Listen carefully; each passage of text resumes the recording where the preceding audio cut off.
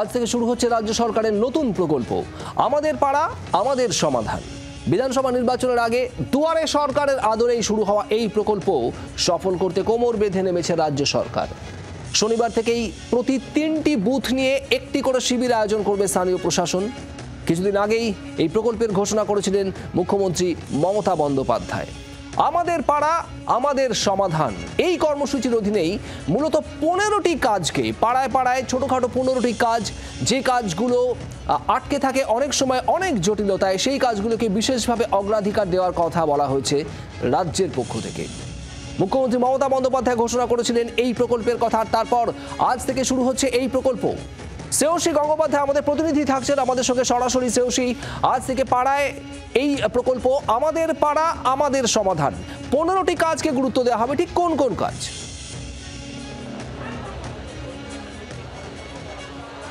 দেখো, একাধিক যে কাজগুলো রয়েছে, যে কাজগুলো মূলত লিস্টেড রয়েছে, তার মধ্যে রাস্তার সঙ্গে যুক্ত বিষয় রয়েছে, তার মধ্যে বিদ্যুতের সঙ্গে যুক্ত বিষয় রয়েছে, পাড়ার অন্যান্য নানান ছোট ছোট যে সমস্যা, মূলত ছোট ছোট যে সমস্যাগুলো, সেই সমস্যাগুলোই কিন্তু কার্যত সমাধানের জন্য কিন্তু এই প্রকল্প। দেখতেই পাচ্ছ এই মুহূর্তে আমি রয়েছি হচ্ছে 13 নম্বর যে ওয়ার্ড, সেই 13 নম্বর ওয়ার্ডে আমি এই মুহূর্তে রয়েছি এবং সেইখানে কিন্তু এই মুহূর্তে দেখতে পাচ্ছ যে একেবারে যে পাড়ায় সমাধান, অর্থাৎ আমাদের পাড়া আমাদের সমাধান, সেই প্রকল্পের জন্য একবারে প্রস্তুতি একবারে তুঙ্গে হয়ে রয়েছে। এবং সেক্ষেত্রে বেশ কিছু মানুষ কিন্তু তারা কিন্তু ইতিমধ্যেই কিন্তু তারা উপস্থিত হয়েছে। তাদের সঙ্গে আমি একটুখানি কথা বলবো।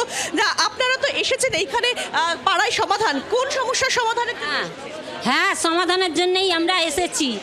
আমাদের সমস্যা হচ্ছে জল পড়ছে না কলে, তারপরে আবার 2 নম্বর হচ্ছে পায়খানার ছাদ দিয়ে জল পড়ে, আবার পেনটা পাল্টাতে হবে, খারাপ হয়ে গেছে। তারপরে রাস্তার যে আমাদের কারেন্টের যে পাইপগুলো আছে না, সব ঝুলে গেছে, কারেন্ট শর্ট মারছে, আমরা যেতে পারি না। এই যে প্রকল্পটা যেটা তৈরি হলো, যেখানে কার্যত সরকারের লোকেরা এসে বসেছে আপনাদের ছোট ছোট সমস্যাগুলো সমাধান করতে, এটা কি ভালো হলো না কি হলো, সুবিধা হলো? সুবিধা হয়েছে, খুব সুবিধা হয়েছে, আমাদের জন্য খুবই সুবিধা হয়েছে। আমরা তো আমরা গরিব মানুষ, পয়সা পাবো কোথায়? আমরা যে কারেন্ট ঠিক করব, কারেন্ট খারাপ হয়ে গেলে ওখানে মিস্ত্রি ঢুকছে না। এইটা থেকে সুবিধা হলো, এইটা হ্যাঁ খুব সুবিধা। এইটা একটা একদম সুবিধা হয়েছে, যাতে আমাদের যাতে এই কথাটা আমরা আপনাদেরকে জানিয়ে যাতে আমাদের কাজের যে কাজটা আছে, সমস্যাটা যাতে মিটে যাক যত তাড়াতাড়ি পারে। আমরা খুব ভালোভাবে থাকতে চাই। আপনারা কোন জায়গা থেকে এসেছেন? জায়গা দিয়ে একই। হ্যাঁ, জলের ওই সব একই, জল পড়ছে না, কম পড়ছে, এক জায়গা দিয়ে এই সব এসছে। জলের প্রবলেম, পায়খানা। মনে করছেন এখানে জানিয়ে সমস্যার সমাধান হবে? হ্যাঁ এখানেই হবে। একেবারে দেখতে পাচ্ছ যে এখানে কিন্তু একেবারে যারা মহিলারা, লাইট যে আমাদের যে পাইপগুলো গেছে না, এত খারাপ, কারেন্ট শর্ট মেরে দিচ্ছে, যেতে পাচ্ছি না আমরা, জলই পড়ছে। একেবারে দেখতে পাচ্ছ যে এইখানে কিন্তু মানুষ তারা এসে উপস্থিত হয়েছেন, তাদের পাড়ার যে সমস্যাগুলো, সেই সমস্যাগুলো সমাধান করতে তারা এখানে এসেছেন। স্থানীয় যিনি কাউন্সিলর রয়েছেন, আমি তার সঙ্গে কথা বলবো। অনিন্দ, প্রচুর মানুষ এসছেন, একটা আশা নিয়ে এসছেন তারা এখানে। কি মনে হচ্ছে যে ভিড় কিরকম হবে, কত মানুষ এখানে আসবেন, কতদিন ধরে? দেখুন, একটা জিনিস আপনাকে বলি, কলকাতা শহরে আমরা সারা বছর যা পরিষেবা দিই, আমার মনে হয় না খুব একটা বেশি কলকাতা শহরে এরকম ভিড় হবে।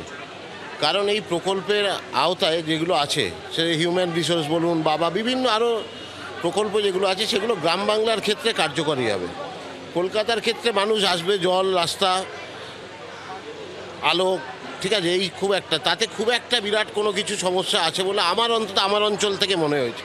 আপনারা দেখুন, যারা আসছে তারা কিন্তু সেই অর্থে বিরাট কিছু বলছে না।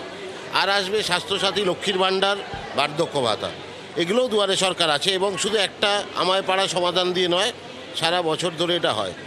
আমার ধারণা, দেখুন, মানুষেরও তাও একটা মানুষের কাছে অপশান দিয়েছে রাজ্যের মুখ্যমন্ত্রী, যে আপনার যেটা বক্তব্য আছে সরাসরি এখানে বলুন। এবং একটা অভিনব প্রকল্প যেটা এখানে উনি যদি বলে ওনার পাড়ার রাস্তাটা খারাপ, সেইটা এখানে রেজলিউশন হবে এবং এই পোর্টালের মাধ্যমে এখানে কিন্তু আপলোড হয়ে যাবে কম্পিউটারে। এইটা কিন্তু আজ অবধি কোনোদিনও কোথাও হয়নি, সারা ভারতবর্ষে হয়নি। এটা একটা ঐতিহাসিক পদক্ষেপ মুখ্যমন্ত্রী যেটা করলেন, যে নজির সৃষ্টি করলেন, যে মানুষ সরাসরি রাজ্য সরকারের প্রকল্পের মধ্যে দিয়ে নথিভুক্ত করিয়ে দেওয়া, এটা আজ অবধি কোথাও হয়নি ভারতবর্ষের মধ্যে। এই ক্ষেত্রে গোটা যে সিস্টেমটা সেই বোঝাই systemটা যাচ্ছে আমি অর্থাৎ দেখাবো। একেবারে অভিনব প্রক্রিয়া, যেখানে সাধারণ মানুষ একেবারে স্থায়ীভাবে সাধারণ সরকারি আধিকারিকদের সঙ্গে যোগাযোগ করে সমস্যার কথা জানাতে পারছেন। শ্রেয়সী, ধন্যবাদ। বাংলার আওয়াজ, বাঙালির আবেগ, জি 24 ঘন্টা।